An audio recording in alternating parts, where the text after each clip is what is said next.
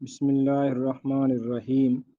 حضرت جابر رضی اللہ عنہ روایت فرماتے ہیں کہ رسول اللہ صلی اللہ علیہ وسلم نے ارشاد فرمایا، جب شام ہو جائے تو بچوں کو باہر نکلنے سے روکو، یعنی باہر صحنوں میں مت بھیجو، کیونکہ اس وقت شیاطین پھیل جاتے ہیں۔ پھر جب خاصی دیر گزر جائے تو باہر نکلنے کی اجازت دو۔ پھر آپ صلی اللہ علیہ وسلم نے ارشاد فرمایا کہ سوتے وقت بسم اللہ پڑھ کر دروازے بند کر دیا کرو، کیونکہ شیطان بند دروازے کو کھول نہیں سکتا، اور پانی کے مشکیزوں کو بسم اللہ پڑھ کر باندھ دیا کرو، اور بسم اللہ پڑھ کر برتنوں کو ڈھک دیا کرو۔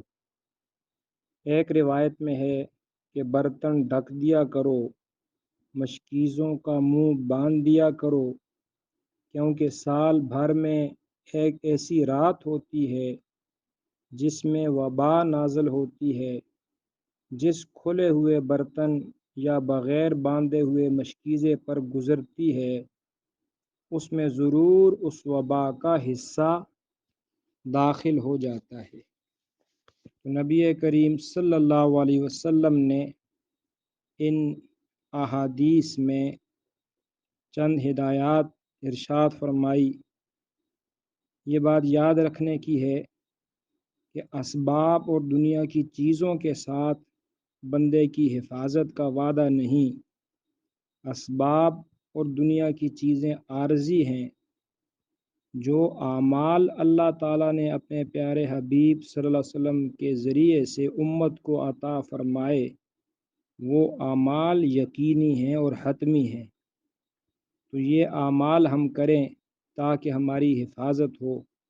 پیارے نبی نے فرمایا کہ شام کے وقت بچوں کو باہر نہ نکالو، دروازے بند کرو تو بسم اللہ پڑھو، مشکیزوں کا منہ باندھو تو بسم اللہ پڑھو، برتنوں کو ڈھکو تو بسم اللہ پڑھو۔ تو یہ اعمال ہمیں اختیار کرنے چاہیے۔